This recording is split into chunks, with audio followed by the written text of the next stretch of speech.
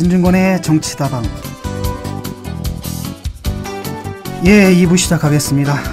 잠시 휴식 시간을 가졌는데요. 밖에서 이 스튜디오의 주인분의 그 아내 되시는 분께서 오셔가지고 말씀하시기를 저하고 그 유시민 씨를 보러 오셨다고. 원래 이분이 현빈이 왔을 때도 안 오신 분인데 이제 우리를 보러 왔다고요. 특별히. 현빈이 들으면 화를 내겠는데. 예, 뭐 제가 원래 원빈급이라서. 예, 넘어가겠습니다. 다음에 이제 정치 문제인데요. 그 재미있는 현상이 있습니다. 사실은 집권 여당의 지지율이 떨어지게 되면은 그 반사이익을 정상적인 경우에는 이제 야당이 보지 않습니까? 근데 정당 지지율은 이상하게도 정체되어 있는 것 같아요. 새정치민주연합이. 이 현상은 어떻게 봐야 됩니까? 똑바로 봐야 되는데 어떻게 보는 게 똑바로 보는 건지 참 헷갈려요, 저도. 그 원인은 뭐라고 생각하십니까? 근데 이제 근자에 들어서 예.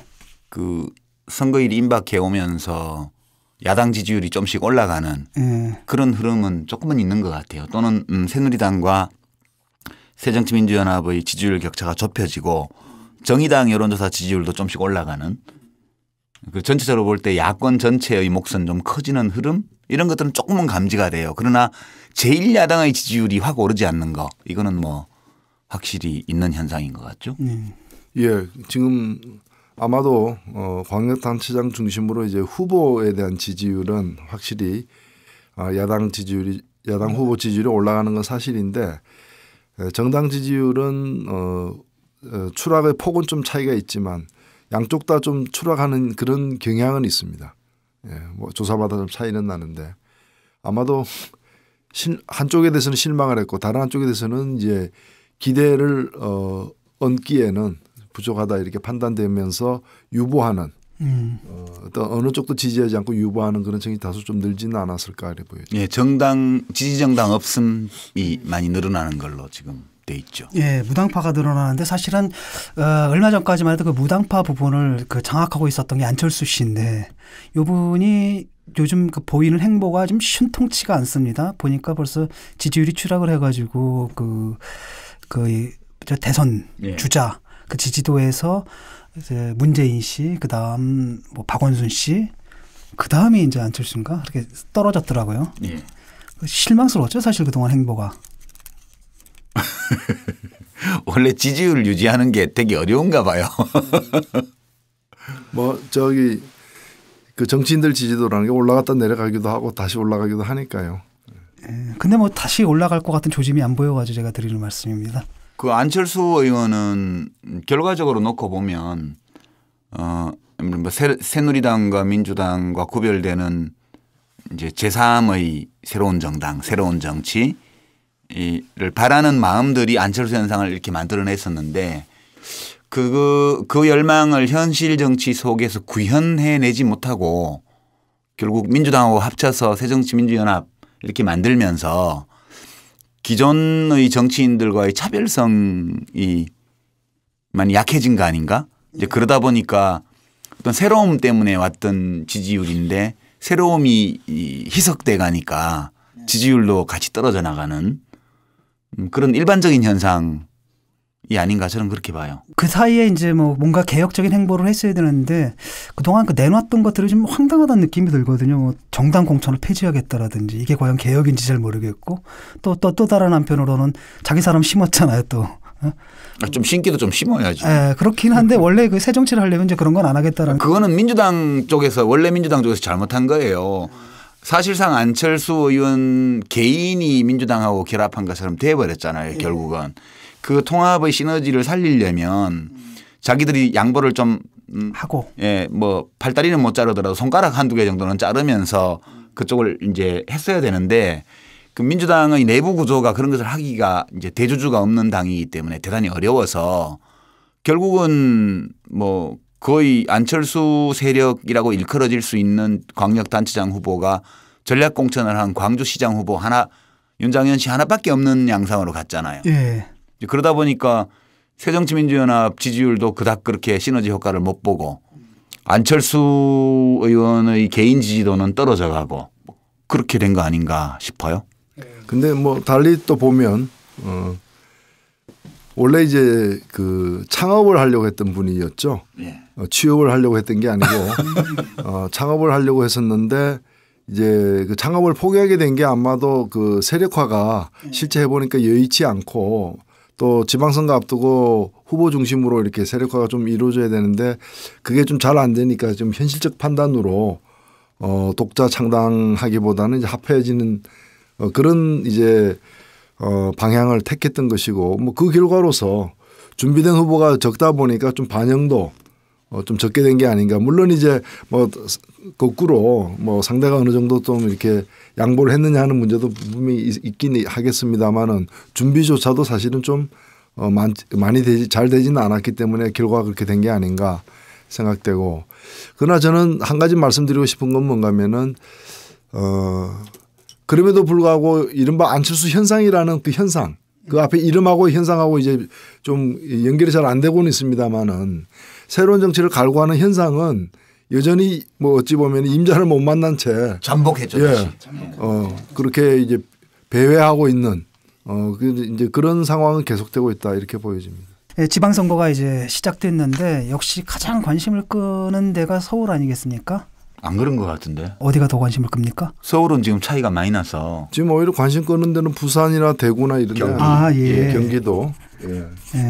근데 서울 얘기 좀 먼저 좀 해보죠. 예. 지금 서울에서 벌어지는 상황에 대해서는 어떻게 보십니까? 물론 격차가 굉장히 크게 나지만은 사실 선거일이 다가오면 다가올수록 좀 좁혀들지 않겠습니까? 저는 서울 선거가 사실 제일 중요하죠.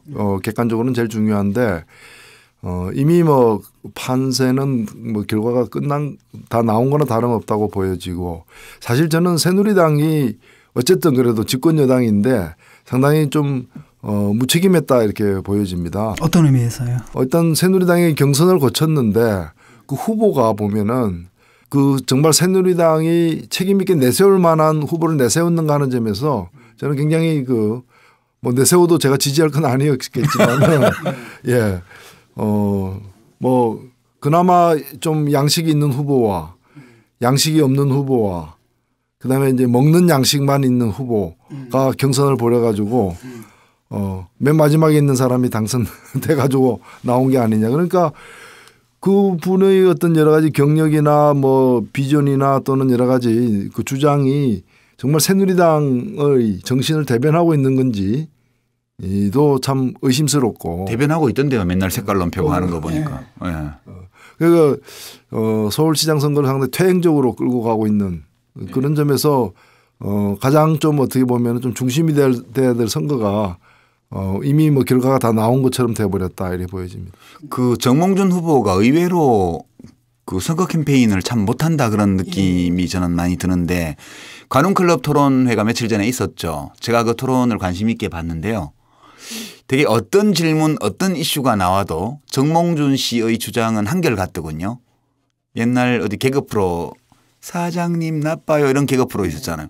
시장님 나빠요. 박원순 시장님 나빠요. 국가관 나빠요. 공기질 나빠요. 시종일관 나빠요로 가더라고요. 그래서 지지율이 뒤지는 것에 별로 익숙치 않은 분들이라서 그런지. 포기한 거죠 사실은. 내가 볼 때는 거의 뭐 포기한 거 아닐까요? 사실 좀 포기한 부분도 스텝이 거의 완전히 꼬여가지고. 왜냐하면 그러니까 메시지 던지는 메시지인데 이번에 이제 공약을 내세우는 걸 보면 철진한 공약들이거든요. 그러니까 어게인 오세훈이에요. 보면은 뭐 뉴타운 하겠다, 뭐 용산 개발하겠다, 다 철진한 얘기고 다 실패했던 것이고 거기다 커다란 후유증 남겼던 것들이고 그다음에 또 아라뱃길 경인호나 해가지고 뭐 중국 관광객 500만을 끌어오겠다. 가서 본 사람은 그렇게 얘기 못 하거든요. 그다음에 세빛둥둥섬. 그러니까 그 얘기가 맞죠. 정몽준 씨가 젊어서 현대중공업 입사 시험을 봤으면 틀림없이 떨어졌을 거다.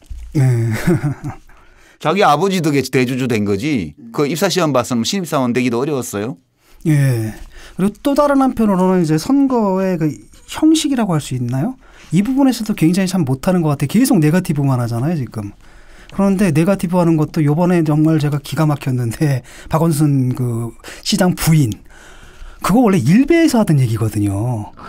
근데 공식 캠프에서 일베에서 하는 얘기를 공식 캠프에서 봤더라고요. 내가 그거 보고 완전 충격을 받았거든요. 그 캠프나 거기나 같은 수준이에요? 수준이 좀 그렇게 돼버린 것 같더라고요. 그래서 저는 충격을 받았는데 되게 그 초반부터 네거티브 들어가는 후보들은 그 이미 스스로가 그 절망 상태에 빠진 겁니다.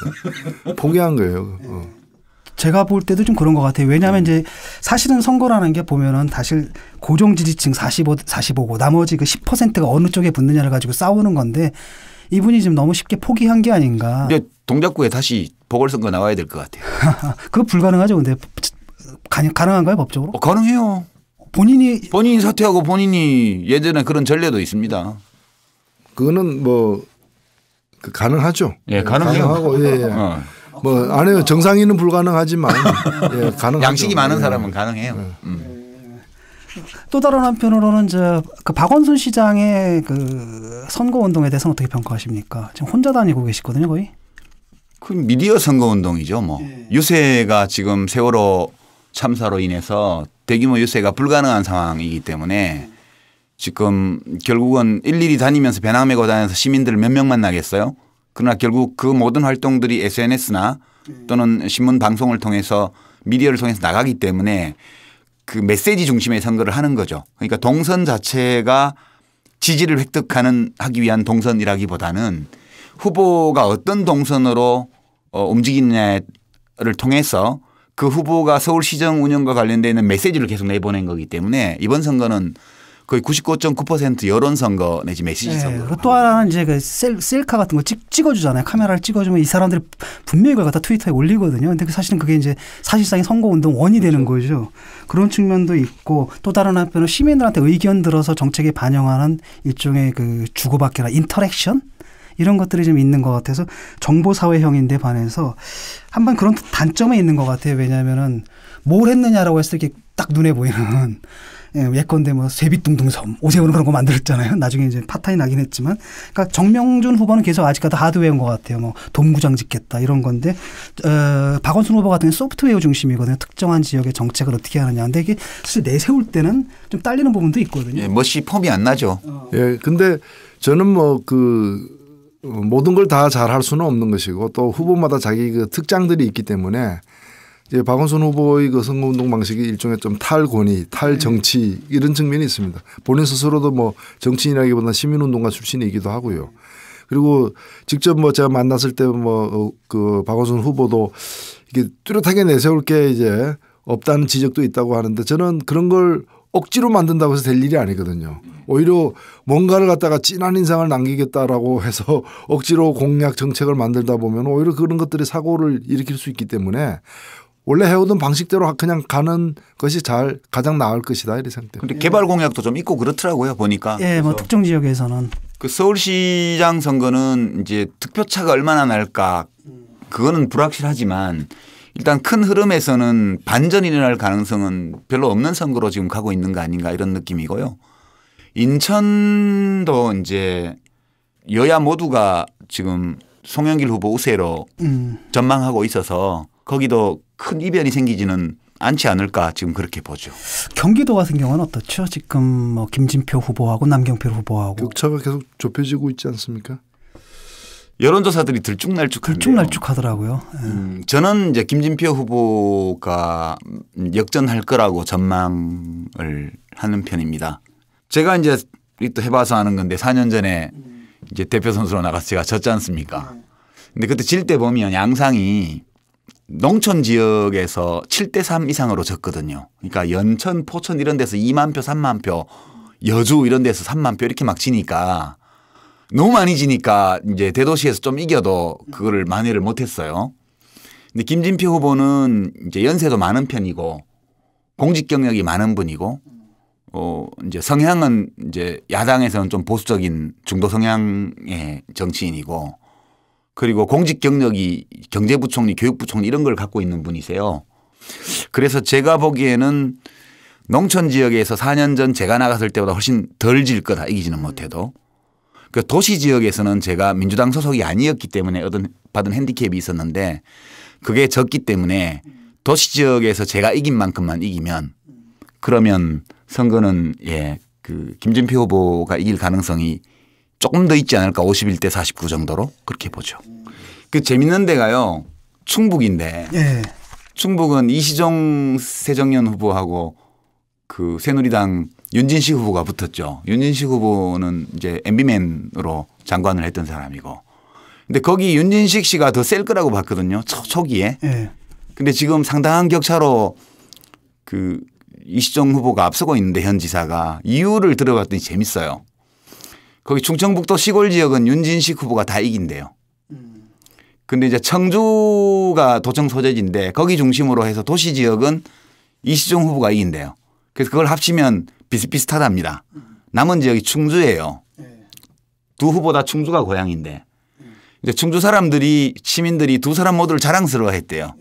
충주가 배출한 국가인재라고. 한 사람은 도지사하고 있고 한 사람은 장관 지내고 국회의원하고 있으니까 또 50년 지기 친구예요. 관료 생활도 같이 하고 학교 동창이고 다 그래요. 친구고. 근데 충주에서 윤진식 후보가 진대네요. 이시종 후보한테 많이. 이유가 뭐냐 했더니 의원직을 사퇴하고 거기 도지사에 출마를 했잖아요. 그러니까 아니 지 밭을 내버려 두고 왜 친구 밭에 가서 지랄이랴?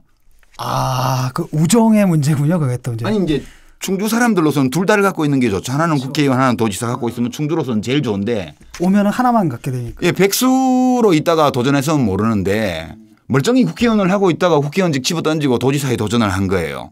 그 50년 지기가 하고 있는데. 쉽게 말하면 충주가 떡이 두 개였는데 예. 하나가 되는 거잖아요. 그렇죠. 이제 그것 때문에 충주 지역에서 윤진식 후보 여론이 좋지가 않대요. 그래서 격차가 지금 한 10% 가까이 나는 걸로 최근 여론조사에는 나오고 재밌는 현상입니다. 예. 또 하나 이제 살펴볼 게 그 투표율과 또 다른 한편으로는 그 세월호 민심 이게 과연 그 투표장에서 표출될 것인가 어떻습니까? 느껴집니까 좀? 아직 그 시간이 좀 남았다고 봐야죠. 사실 그 지난번 대통령 그 눈물의 기자회견 후로 또 아직도 우리 실종자들이 16명이나 남아 있는 안타까운 상황인데 그 뭐 국회 국무총리 내정자로 발표도 하고 뭐 이러면서 자꾸 이제 국면을 바꾸려고 정부에서는 하고 있고 어찌 보면 지금 새누리당 선거운동하고 있는 사람은 한 명밖에 없다. 대통령. 예, 대통령 혼자 선거운동 다 하고 있는 것처럼 돼 있는데 그것이 오히려 기회의 어떤 그런 국면 전환이 되기보다는 이번에 뭐 그 내정자의 여러 가지 문제들 재산 형성 과정 문제가 드러나는 것처럼 오히려 더 악재가 되고 그래서 저는 남은 기간이 이제 그 세월호 사건 이후로 이렇게 그 좀 저하일로였던 여권세가 좀 미약하게나마 회복되는 과정이 될지 아니면은 그냥 그 늪에서 못 빠져나오는 상황으로 이어질지 이게 이제 남은 좀 국면을 정하지 않을까 이렇게 보여집니다. 그래서 이제 투표율 문제도 고령 유권자층의 투표율은 이미 그전 선거에서 다 높은 수준이었고 더 높아지기가 어려운 그런 형편이고 이제 세대별로 워낙 극명하게 지금 지지율 차이가 최근 한 10년 동안의 선거에서 가면 갈수록 세대 간 격차가 심화되고 있기 때문에 연령대별 투표율이 얼마나 되느냐 특히 이제 40대가 제일 많고 50대가 그다음 근소한 차로 많고 갈수록 우리 인구 구조가 아래는 좁고 위는 버섯 모양으로 이렇게 송이버섯 모양으로 넓은 이 구조를 가지고 있어서 젊은 층 투표율이 아주 높아지지 않는 한은 투표율이 높아진다고 해서 야권에 꼭 유리하다 그렇게 말하기는 어려운 형편이 돼버렸고요. 다만 제가 한 가지 좀 혹시 유권자들 이런 생각은 할 필요가 있지 않은가 하는 느낌이 드는 거는 우리가 이제 박근혜 대통령 박근혜 정부 아래에서 3년 반을 더 살아야 돼요. 좋든 싫든. 뭐 박근혜 대통령이 하야를 하거나 뭐 탄핵을 당하거나 그럴 가능성이 전혀 없기 때문에 3년 반을 여튼 가야 돼요. 그리고 이제 국회의원 임기가 아직 2년이 남았기 때문에 이제 2016년까지는 새누리당의 압도적 다수가 있는 국회 아래에서 또 살아야 되거든요. 바꿀 수가 없어요. 지방선거에서 야당을 더 많이 당선시켜도. 이제 이럴 때 야당을 찍는 게 도대체 무슨 의미가 있을까 이렇게 보면 아까 노 대표께서도 세월호 문제 말씀하시면서 장관들이 다 수합이 같고 총리도 의전 총리, 대독 총리 책임만 지는 총리고 권한은 없고 이게 우리가 기댈 때가 대통령밖에 없는데 대통령이 좀 국정운영 방식과 통치 스타일을 바꿔줬으면 좋겠단 말이에요. 근데 바꿔달라고 아무리 얘기를 해도 안 바꿔요.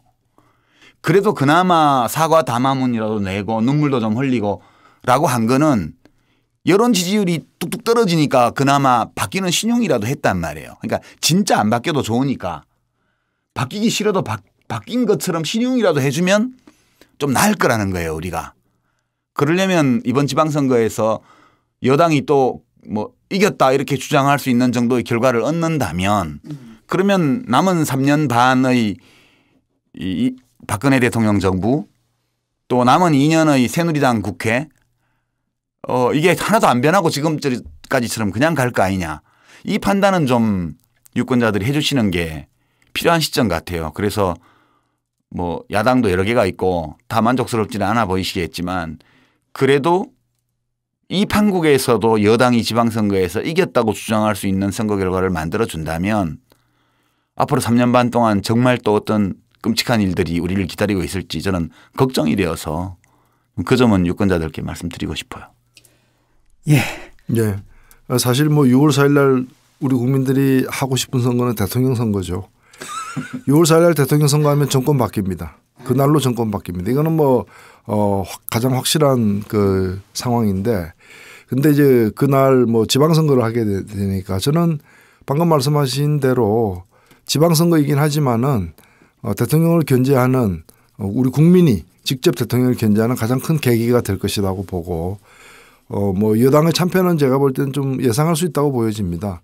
지금 이제 2016년 국회의원 선거 또는 2017년 대통령 선거를 생각하면은 새누리당이 청와대에만 의존하는 또는 청와대 눈치만 봐서는 자기도 위험해질 수 있기 때문에 자구책을 이제 쓰기 시작하는 상황이 이제 이번 지방선거 끝나면 오게 될 것이라는 점에서 그게 이제 이 박근혜 정부의 레임덕이 시작되는 그 순간과 겹친다고 보여집니다. 지금 지방선거가 상당히 정치적으로 의미가 있는데요. 하나는 일단 정부 여당으로 하여금 이렇게 밀실에서 그냥 해서 불통으로 그냥 우리 마음대로 해서는 안 되겠다라는 그런 위기의식을 주어서 완전하게 바뀌지는 않겠지만 그래도 어쩔 수 없이 강요에 의해서라도 민의를 수렴하고 국민들의 마음을 읽고 그리고 국민이 제일 무겁고 정부가 그다음이고 대통령은 제일 가벼운 자리다. 이런 인식을 좀 해서 좀이라도 나아지기를 바라는 마음 이게 하나 있고요. 이제 두 번째는 이번 지방선거가 끝나고 나면 저는 박근혜 대통령이 굉장히 좀 바꾸지 않으면 어려워지는 그런 상황이 오리라고 봐요. 지금 차기 대선 후보 지지율 조사를 보면 정몽준 후보 씨가 지금 1등이고요. 최근 조사 가장 최근 조사를 보니까 그다음에 이제 문재인, 박원순, 안철수 이렇게 가는데 문재인, 박원순, 안철수 셋을 합치면 이게 한 45%쯤 돼요. 그 정몽준 씨 혼자 지지율이 뭐 20% 좀 넘는 수준밖에 안 된단 말이에요. 거의 더블 차이가 나는 상황이에요. 근데 서울시장 선거에서 정몽준 씨가 지금처럼 저렇게 스텝 꼬여가지고 계속 가다가 네거티브하고 색깔론 펼치고 이렇게 하다가 이제 낙선하잖아요. 그러면 대선 가도는 끝나는 거예요. 정치인으로서 인생이 정몽준 씨는 마감이라고 저는 봐요. 그러면 결국은 여권의 대통령 후보가 없는 거예요. 그 남는 게 뭐 김문수 전 경기지사나 뭐 이런 분들 몇이 남을 텐데. 김무성. 뭐 김무성 씨가 해주면 땡큐고 뭐 정몽준 씨가 새누리당의 후보가 된다고 해도 그건 정말 감지덕지해야 될 일이라고 저는 생각해요. 여하튼. 근데 그 안 될 것 같고요. 그러니까 대통령 지지율 떨어지고 선거에서 만약에 여권이 지게 되면 대통령 지지율이 더 떨어질 겁니다. 그럼 대통령은 진짜로 분발해야 돼요. 뭔가 바꾸고 이렇게 노력해야 될 겁니다. 그리고 여권 쪽에 지금 새누리당 쪽에 대선 후보군이 거의 와해되는 국면으로 가게 되고요. 그리고 대통령 국정수행 지지율이 떨어지고 그것이 새누리당 지지율보다 더 낮아지게 되면 그다음엔 당에서 집권당에서 대통령을 이제 부담으로 여기기 시작합니다. 그러면 차별화 전략이 나오기 시작하고요.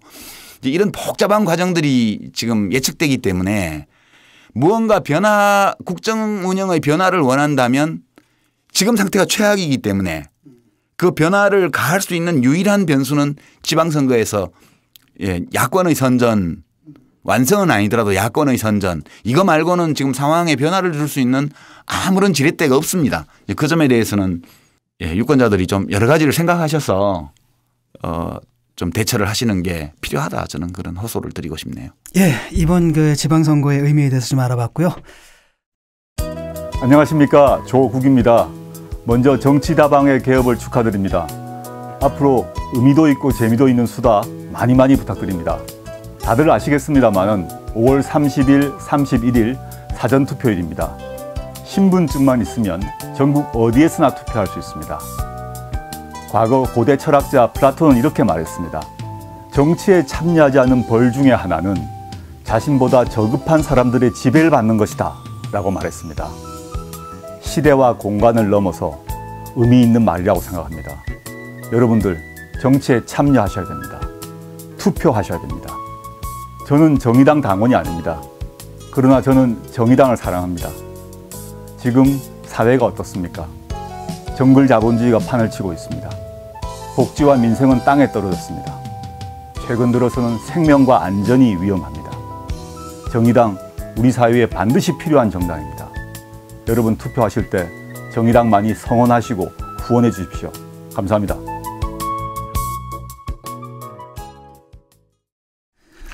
저 못지않게 잘생겼다는 말을 듣는 조국 교수의 메시지였습니다. 그 앞에 멘트는 없는 게 좋은 것 같은데. 좀 갑시다. 이렇게 좀 도와주세요. 그래도 우리가 주제 파악을 제대로 하고 살아야지. 엑스레이 사진을 비교하면 거의 비슷해요. 네. 자, 이제 우리가 진보정당 얘기를 해야 되는데 사실 우리도 잘한 건 없거든요. 지금 진보정당이 몇 개입니까? 4개인가요? 4개. 와우. 그 얼마 안 되는 한 줌도 안 되는 세력인데 넷으로 좀 갈라져 있단 말이에요. 이름 다 아세요? 정의당, 통합진보당, 노동당, 녹색당 맞죠? 그래도 제가 관심을 갖고 있는 겁니다. 사실 제가 그때 안철수 현상이 막 올라갈 때 제일 부러워했던 게 뭐였냐면 그겁니다. 저 사람이 차지하고 있는 적에 바로 우리 몫인데 우리 참 그게 안타까웠습니다. 그 진보정당의 그 현재에 대해서 좀 진단을 좀 해 주시죠. 진보정당 오래 하신 분이 하셔야지 뭐. 저야 뭐 유구무원이죠 뭐. 예, 어찌 보면은 가장 좀 어려운 시절을 좀 관통하고 있다 이렇게 보여집니다. 사실 뭐 외양상 드러난 것만 놓고 보면은 뭐 그렇게 어렵지 않게 보일 수도 있어요. 뭐 지금 여전히 확보하고 있는 유지하고 있는 어떤 그 의석이나 또는 지방 의석 또 단체장 수나 이런 걸 보면은 뭐 과거보다 크게 늘지는 않았지만 다소 좀 는 것처럼 보여질 수는 있는데 국민적 평가 그리고 또 이 진보 정당들의 어떤 분열 상태 이런 걸 보면은 굉장히 어려운 건 사실이죠. 사실 그래서 과연 전망이 있느냐 없느냐도 하나의 논쟁거리가 될 수 있다고도 사실 보여집니다. 제가 이제 지적하고 싶은 첫 번째는 시대는 그 어느 때보다도 또 이 좀 진보 세력의 역할을 더 요청하는 측면이 분명히 있어요. 또 우리 국민들이 진보적인 어떤 정책이나 의제에 대해서 수용하는 어떤 그런 상태나 수준도 과거보다 나아진 건 분명한 사실이고 객관적 조건은 나쁘지 않다라고도 보여집니다.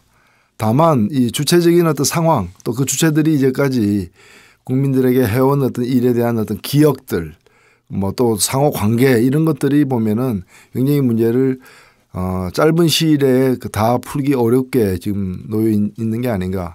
근데 저는 이걸 뭐 기계적으로 진보니까 다 모여라 이런 식으로 해서 해결될 문제는 전혀 아니라고 생각됩니다. 오히려 무엇이 진보인가 또 무엇이 필요한 진보인가 또 무엇이 우리 국민들이 요구하고 있는 진보인가 그리고 또 진보는 또 혼자 지내야 되느냐 또 진보는 어떻게 스스로를 이렇게 꾸려나갈 수 있는가 또 어떤 관계들을 맺어 나가야 되는가 이런 문제들에 대해서 좀 새로운 고찰 접근 이런 것들이 필요하지 않느냐 이렇게 생각이 됩니다.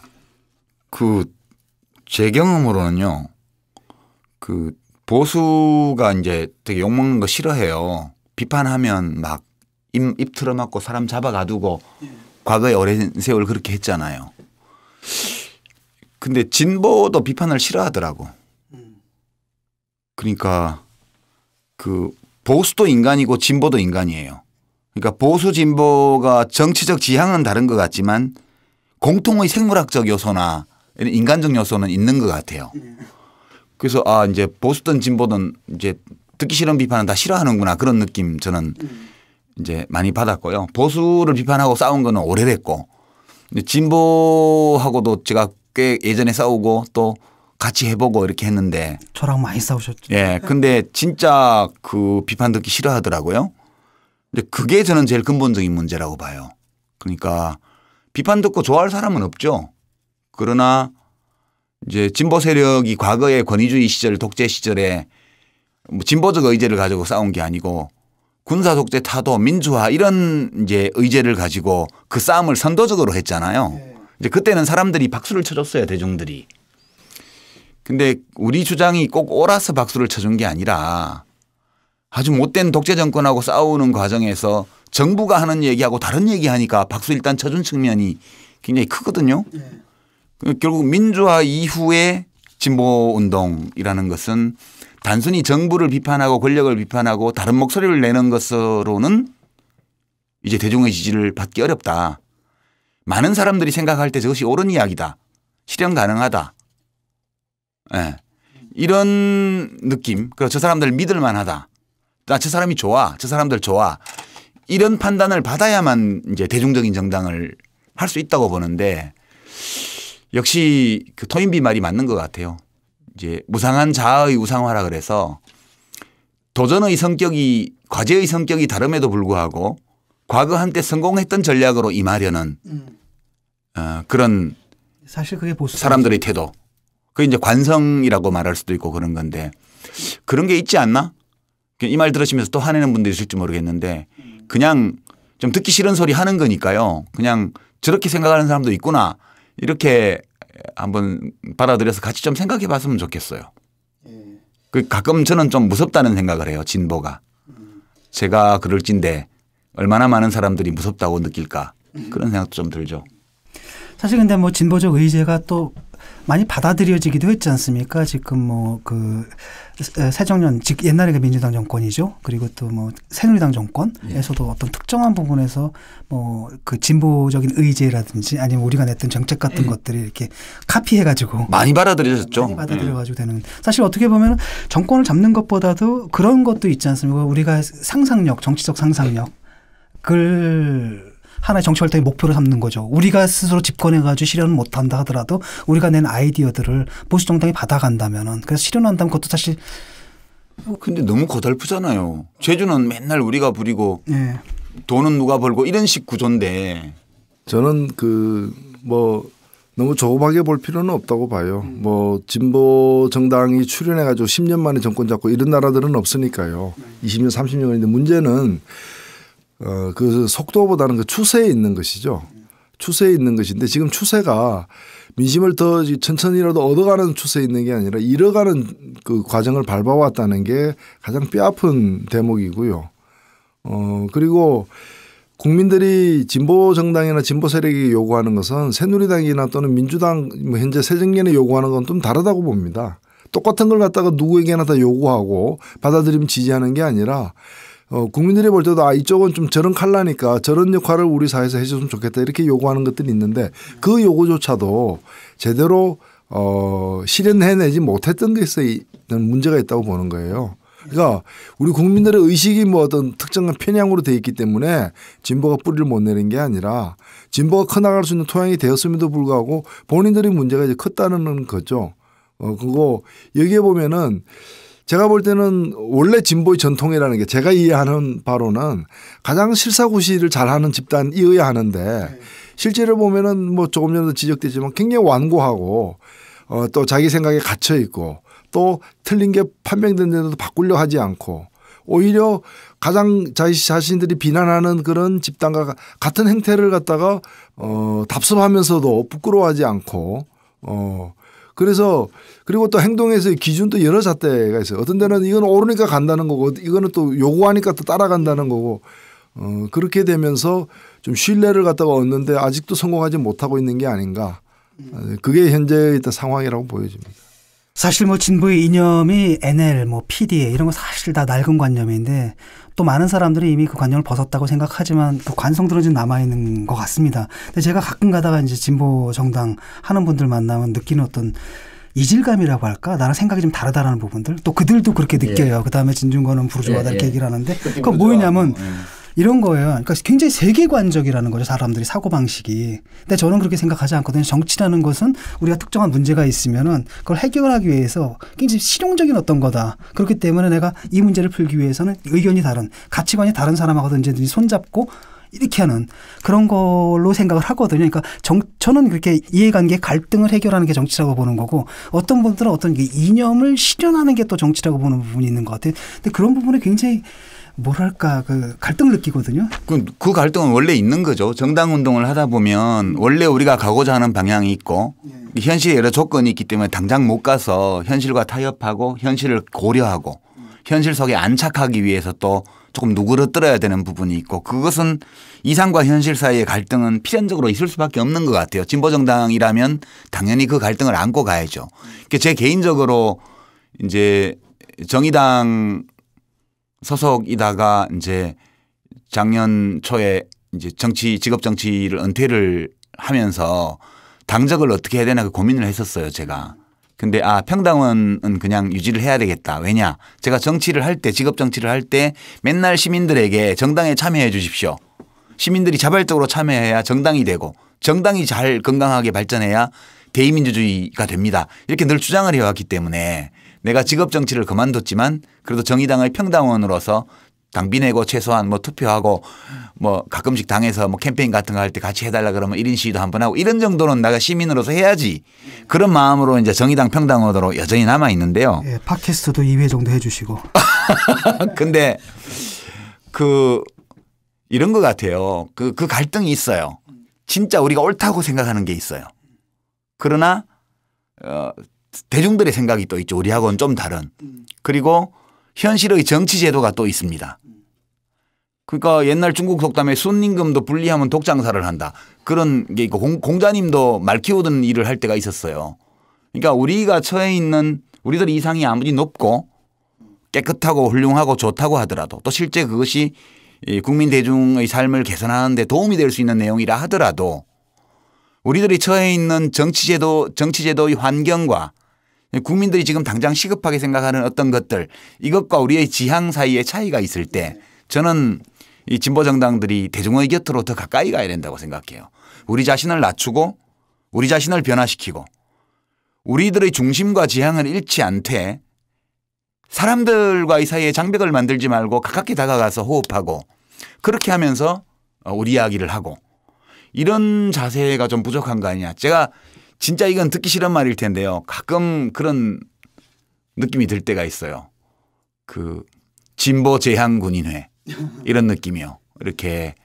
제가 그 두 번째 그 포인트가 사실 바로 그 지점인데요. 이런 겁니다. 정치가 뭐냐라는 거예요. 그러니까 내가 갖고 있던 이념이 있고 거기에 비롯하면, 근데 문제는 대중들이 그 이념에 동조를 안 해요. 그럼 뭐냐면 대중들이 이데올로기에 물들어 가지고 종속돼 있는 거죠. 그렇기 때문에 내가 그들을 깨워서 내 방향으로 가야 된다, 이런 생각이 있는 거고, 또 다른 한편으로는 내가 정치라는 것은 대중들을 대리하는 거잖아요. 대의 정치니까 그들이 원하는 바에대로 가야 된다라는 건데, 이게 이제 충돌할 때 특히 이제 굉장히 전위 의식들이 있는 것 같아요. 그 진보 정당 사람들이 뭐 끌고 가야 된다, 뭐 이런 생각들, 약간 뭐 레닌주의적인 생각 같은 게 굉장히 강하게 좀 있는 것 같고, 그럴 때 좀 이질감을 좀 저도 느끼거든요. 예.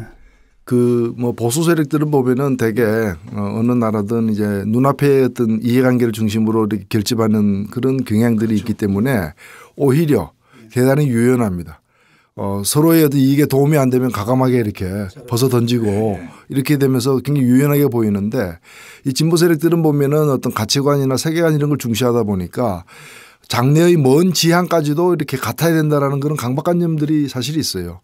이게 이제 내부에서 논쟁을 훨씬 더 논쟁적으로 만들어 버리기도 하는데, 저는 이런 점에서 이제 브라질의 노동자당이나 이런 문제를 잘 처리했던 당들에 배울 게 있다. 뭔가면 우리 과거에 보면 민주집중제라는 게 있지 않습니까? 의견은 다양하지만 결론은 하나다.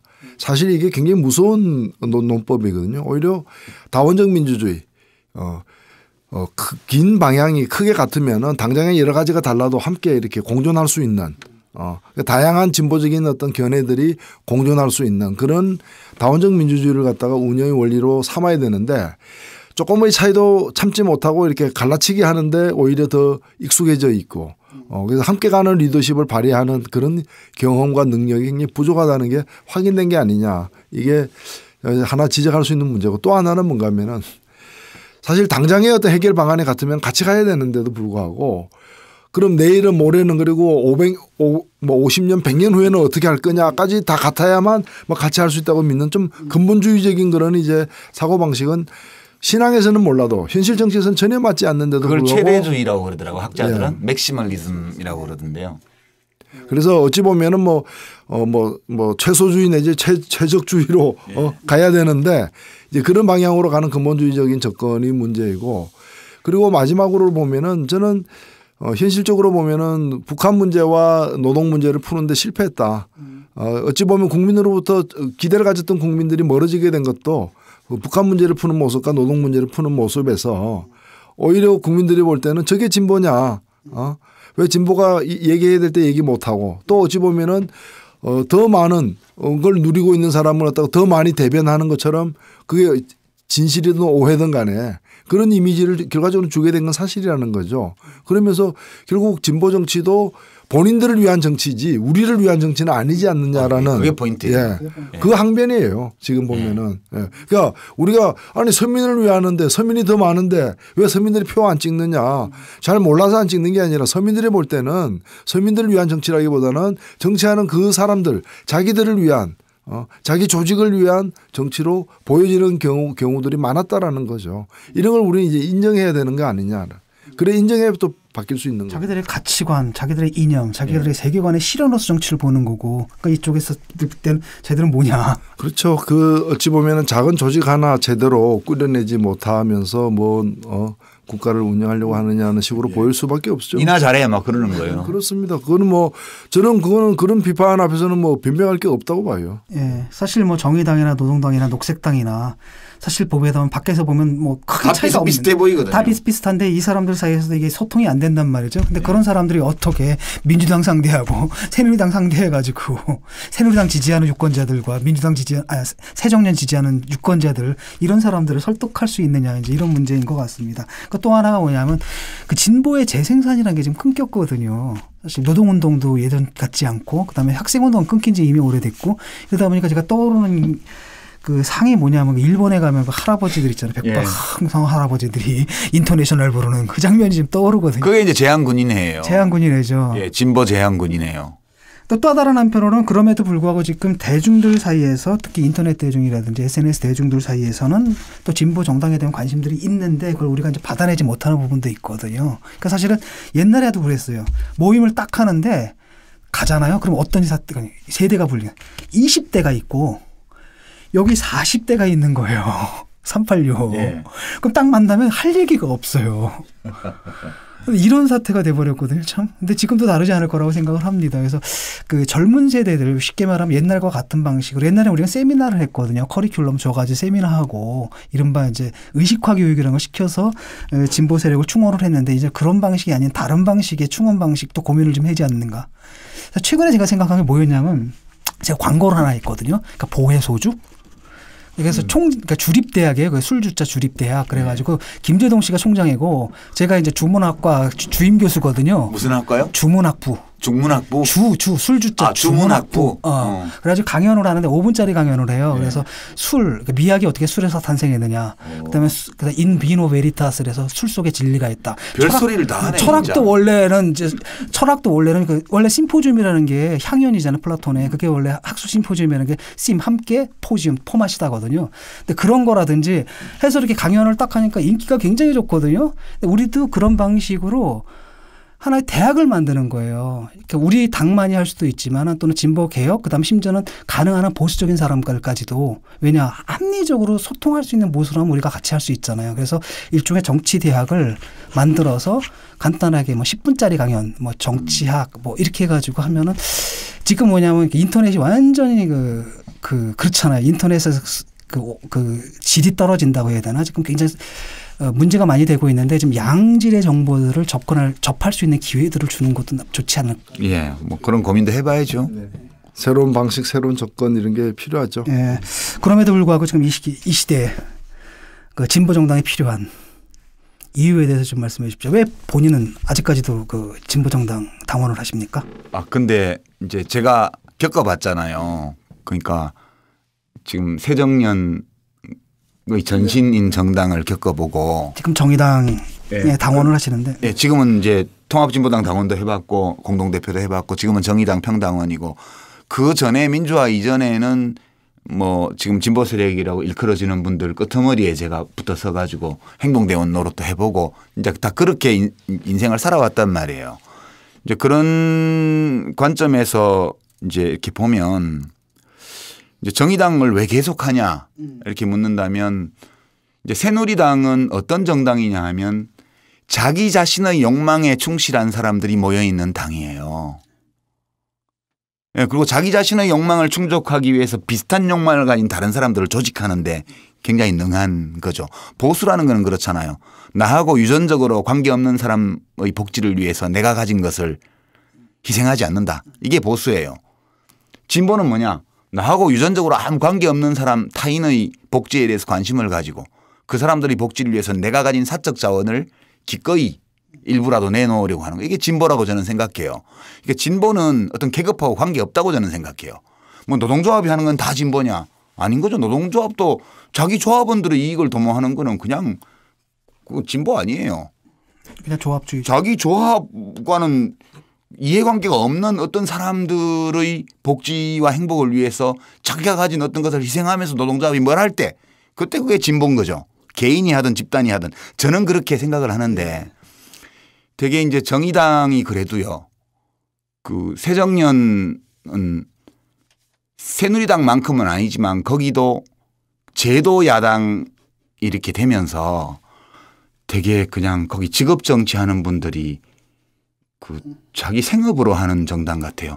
이게 욕하려고 하는 게 아니고 그냥 그 정치 우리 정치가 산업이 된 거죠. 비즈니스가 된 거고. 그러니까 아직은 비즈니스나 혹은 어떤 생계 수단으로서의 정치가 아니고 현실 속에 안착하려고 노력은 하지만 그래도 현실을 바꿔보려는 이상 어떤 지향 그리고 내 자신이나 우리 정치를 하는 사람들의 이익이 아니라 우리와는 사실 관계없는 어떤 불특정한 어떤 사람들 약한 사람들의 복지를 위해서 뭔가 내가 시간을 내고 정열을 쏟고 이렇게 하겠다는 뜻을 많이 가진 사람들이 있는 데가 진보정당이고요.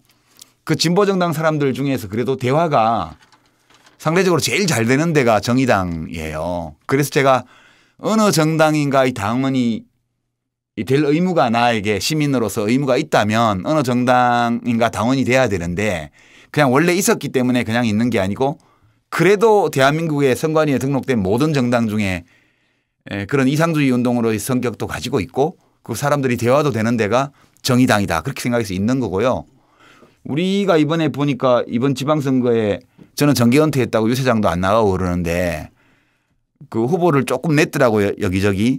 그리고 이제 비례 후보를 또 서울시나 뭐 경기도의회나 서울시의회나 이런 데 비례 후보도 냈고요. 그래서 되게 우리 후보인데 별로 많지 않으니까 대부분 새정년 후보들이 사실상 단일 후보이거나 이런 데가 많으니까 후보들은 거기 찍어주시고 이제 정의당 후보 있는데 좀 눈여겨봐서 좀 살펴주시고 비례표는 사실 뭐 새누리당이나 뭐 민주당 같은 데는 엄청 비례표를 많이 받는 데고 비례의석 몇 개 되지도 않아요. 그거 비례의석 몇 개 있으나 없으나 그 당들은 똑같아요.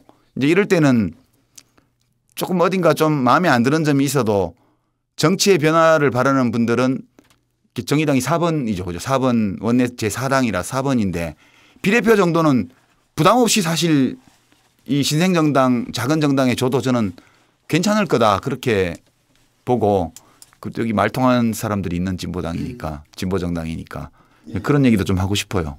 예. 네. 노회찬 전 대표께서는. 네. 저는 뭐 제가 이 정의당에 있는 것은 정의당은 어찌 보면은 좀 불안해 보일 수도 있고 저 당이 저 상태에서 뭔가 할 수 있을까 너무 힘이나 여러 가지가 좀 작지 않으냐 이렇게 보일 수도 있는데요. 그럼에도 불구하고 이제 여기에서 뭔가 희망을 찾으려고 하는 이유는 뭐 새누리당은 제가 볼 때 뭐 보수 정당이긴 하지만은 보수여서 문제라기보다는 그것도 뭐 저는 제 정치 성향과는 안 맞지만은 그보다는 일단은 그 헌법을 인정하는지 좀 의문스러운 대목이 많아요. 새누리당은 헌법을 선별적으로 인정하고 있는 게 아니냐. 마음에 드는 국민의 기본권에 관련된 문제, 무슨 노동상권에 관련된 문제 이런 걸 보면은 반헌법적 행위를 스스로 일삼거나 반헌법적인 그런 행태를 부리는 집단을 옹호하거나 이런 걸 보면은 헌법 수호 의지도 저는 그래서 누가 이렇게 뭐 그 헌법재판소 좋아하는 분이 있다면 저게 정당 해산을 청구할지도 모른다. 저 정당은. 그런 걱정이 사실 들고요. 그다음에 새정치민주연합은 이제 바로 이웃에 있는 정당이긴 한데 저는 가장 큰 차이는 뭐 정의당이 비영리 법인이라면은 새정치민주연합은 영리 법인이다. 주식회사. 예, 그래서 외양은 비슷할지 몰라도 추구하는 바가 좀 다르지 않느냐. 저기는 다만 실력은 훨씬 우리보다 좋아서 뭐 영리를 잘 추구하고는 있는 것 같은데. 자본금이 많아요. 예, 뭐 그렇기도 하고 규모도 다르고. 예, 그리고 캐시카우 늘 현금이 들어오는 동력을 갖고 있고요. 그래서 저는 굉장히 공신력 있는 그리고 비중 있는 그런 영향력 있는 비영리 법인으로 정의당이 발전해 나가기를 바라고 있습니다.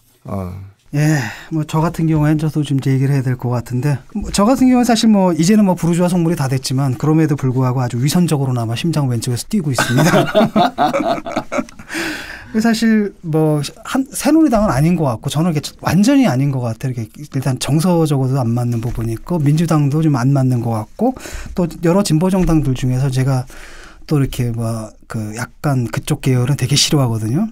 그 대학 때부터 싫어했던 것 같아요. 저는 하여튼 뭐 NL. 예, 그냥 정서에 안 맞아요. 이렇게 그랬던 것 같고 그다음에 그 노동당 같은 경우에는 제가 볼 때는 좀 덜 리버럴하지 않나. 그러니까 그 사람들이 나를 가도 낯설게 느끼듯이 나도 그분들 만나면 굉장히 낯설거든요. 아까 얘기했던 그 두 가지 측면에서. 그래서 정의당이 제일 편하고요. 또 한편으로는 이제 여기는 제가 존경하는 또 분이 계십니다. 그러니까 노회찬 씨하고 심상정 의원하고. 나는 아니고. 유시민 씨는 존경까지는 아니고 인정만 해줘. 아니 이렇게 약간 좀 불신해요. 전적인 신뢰는 아니고 한 70% 정도 신뢰. 그만해도 훌륭하지. 천호선 대표는 내가 그 99% 신뢰. 예. 그런 게 있는데 이제 좀 그런 분들이 계시고요. 또 예.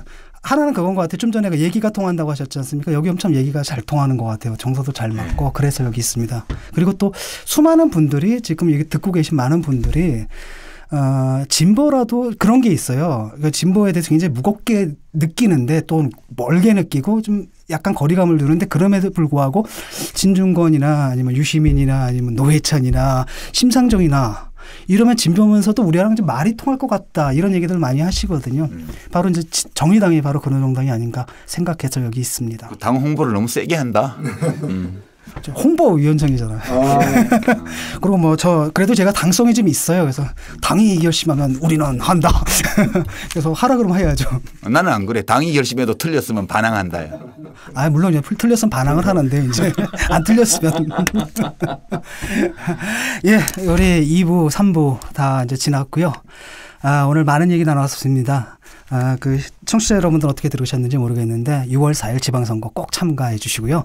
특히 정의당 눈여겨봐 주십시오. 우리 후보들. 사전투표 30일하고 31일인가 보다. 금토인가 그래요. 예, 금토인데 30하고 31일에 사전투표가 있고요.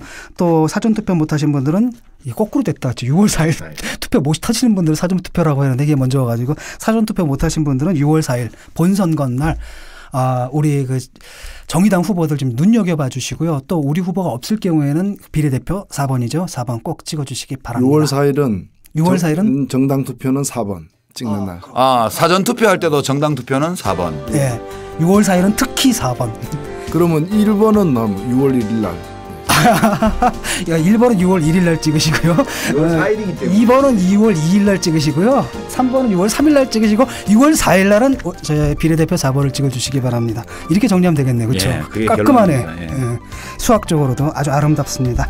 예, 오랫동안 청취해 주셔서 감사하고요. 그다음에 오늘 나와주신 유시민, 노회찬 씨 감사합니다. 네, 수고하셨습니다. 네, 수고하셨습니다.